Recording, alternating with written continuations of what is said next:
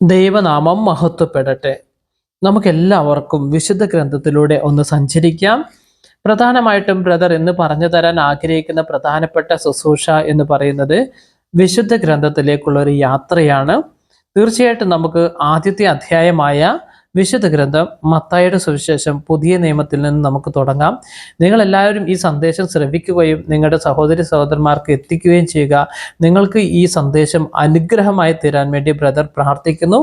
ഈ വചനം നിങ്ങളുടെ ജീവിതത്തിലേക്ക് ജീവൻ്റെ അനുഗ്രഹമായും ജീവൻ്റെ വചനമായും ഹൃദയത്തിലേക്ക് ശക്തമായിട്ട് വ്യാപരിക്കാൻ വേണ്ടി ബ്രദർ പ്രാർത്ഥിച്ചുകൊണ്ടാണ് ഈ വചനം നിങ്ങൾക്ക് വേണ്ടി ദൈവമക്കൾക്ക് വേണ്ടി സമർപ്പിക്കുന്നത്. നിങ്ങൾക്ക് എല്ലാവർക്കും അനുഗ്രഹമായി തീരാൻ വേണ്ടി പ്രാർത്ഥിക്കുന്നു. ദൈവനാമം മഹത്വപ്പെടട്ടെ. വിശുദ്ധ ഗ്രന്ഥം മത്തായിയുടെ സുവിശേഷം 1-ാം അധ്യായം. അബ്രഹത്തിൻ്റെ പുത്രനായ ദാവീദിൻ്റെ പുത്രൻ യേശു ക്രിസ്തുവിൻ്റെ വംശാവലി ഗ്രന്ഥം. അബ്രഹാം ഇസ്ഹാക്കിൻ്റെ പിതാവായിരുന്നു.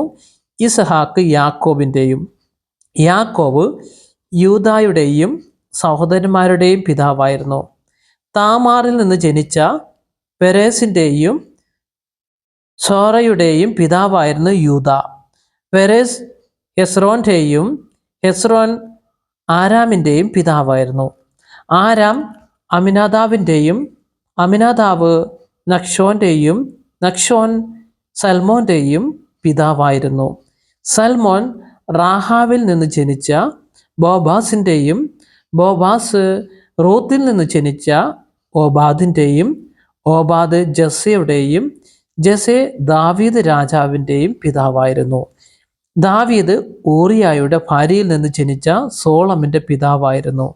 സോളമൻ റബോബാമിൻ്റെയും, റബോബാം അബിയായുടെയും, അബിയ ആസായുടെയും പിതാവായിരുന്നു. ആസ യോസഫാത്തിൻ്റെയും, യോസഫാത്ത് യോറാമിൻ്റെയും, യോറാം ഓസിയായുടെയും, ഓസിയ യോധാമിൻ്റെയും, യോധാം ആഹാസിൻ്റെയും, ആഹാസ് ഹെസക്കിയായുടെയും, ഹെസക്കിയ മനാസയുടെയും, മനാസെ ആമോസിൻ്റെയും, ആമോസ് ജോസിയായുടെയും പിതാവായിരുന്നു. ബാബിലോൺ പ്രവാസകാലത്ത് ജനിച്ച യാക്കോണിയായുടെയും സഹോദരന്മാരുടെയും പിതാവായിരുന്നു ജോസിയ.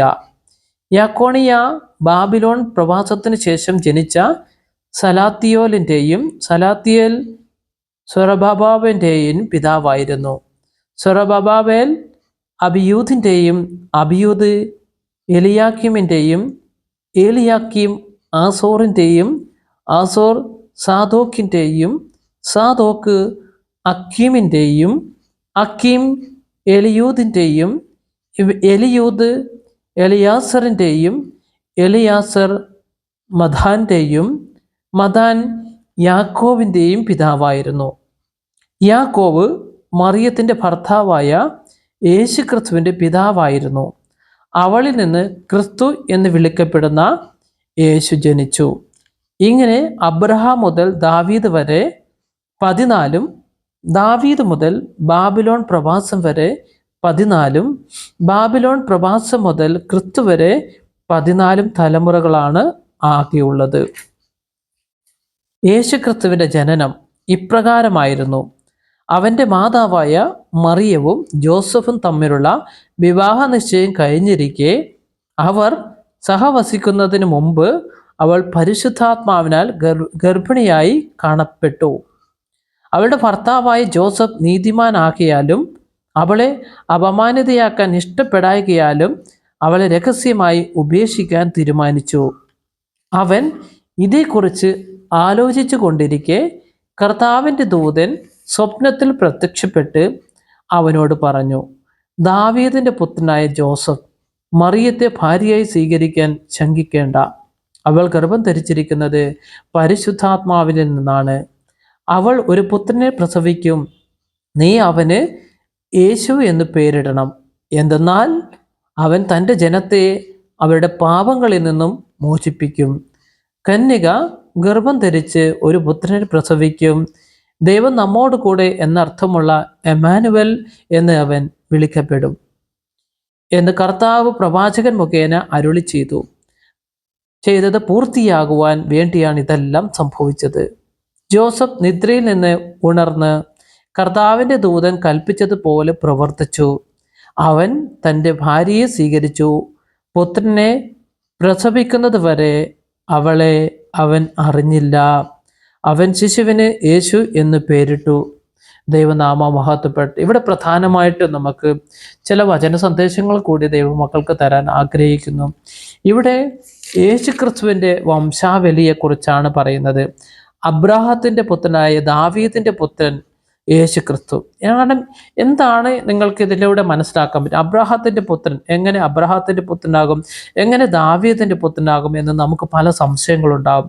ഇതിൻ്റെ പ്രധാനപ്പെട്ട അർത്ഥം യേശു ക്രിസ്തുവിൻ്റെ വംശാവലി മീൻസ് നമ്മുടെയൊക്കെ കുടുംബ പാരമ്പര്യം പോലെ നമുക്കൊരു കുടുംബ പേരുണ്ടല്ലോ. അപ്പോൾ ദാവീദാണ് എന്താ പ്രധാനപ്പെട്ട തലവൻ. അപ്പോൾ ദാവീദ് വംശജനാണ് യേശുക്രിസ്തു. ദാവീദിന്റെ വംശത്തിൽ പിറന്നവനാണ് യേശുക്രിസ്തു. അതുകൊണ്ടാണ് പുത്രൻ എന്ന് വിളിക്കപ്പെടുന്നത് എന്നാണ് നമുക്ക് മനസ്സിലാക്കാൻ പറ്റുന്ന വലിയൊരു ആത്മീയ രഹസ്യം. കാരണം ദാവീദിന്റെ വംശത്തിലാണ് യേശുക്രിസ്തുവിന്റെ ജനനം. അപ്പോൾ ദാവീദിന്റെ പുത്രനായി പ്രഖ്യാപിക്കുന്നു എന്നാണ് നമുക്ക് മനസ്സിലാക്കാൻ സാധിക്കുന്നത്. അബ്രാഹത്തിന്റെ പുത്രനായ ദാവീദിന്റെ പുത്രൻ യേശുക്രിസ്തുവിന്റെ വംശാവലി ഗ്രന്ഥം. കാരണം ദാവീദ് പുത്രൻ ഓസാന എന്ന് നമ്മൾ വിളിക്കുന്നുണ്ട്. തീർച്ചയായിട്ടും ദാവീദിന്റെ വംശജനാണ് യേശുക്രിസ്തു. അതുപോലെ ജസ്സെ ദാവീദ് രാജാവിൻ്റെ പിതാവായിരുന്നു. ദാവീദ് ഊറിയായുടെ ഭാര്യയിൽ നിന്നും ജനിച്ച സോളമൻ്റെ പിതാവായിരുന്നു. സോളമൻ രാജാവ് ആരായിരുന്നു എന്ന് നമുക്കറിയാവുന്ന വലിയൊരു യാഥാർത്ഥ്യമാണ്.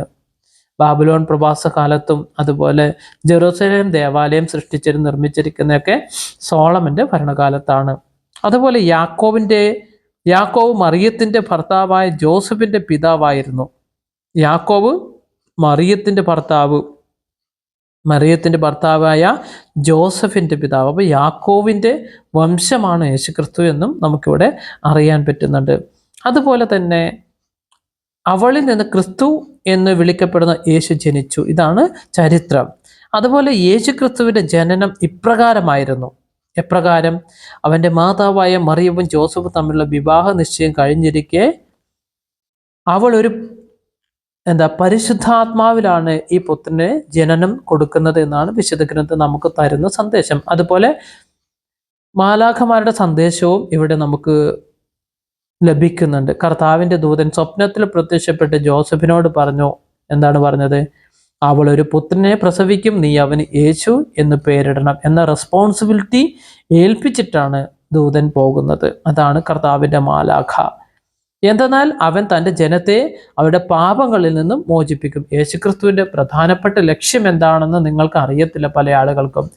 ദൈവമായ കർത്താവിൻ്റെ പ്രധാന ലക്ഷ്യം എൻ്റെയും നിങ്ങളുടെയും പാപങ്ങളിൽ നിന്ന് മോചനം തരാൻ നമ്മുടെ കർത്താവിന് സാധിക്കുമെന്നാണ് വിശുദ്ധ ഗ്രന്ഥം നമുക്ക് തരുന്ന സന്ദേശം.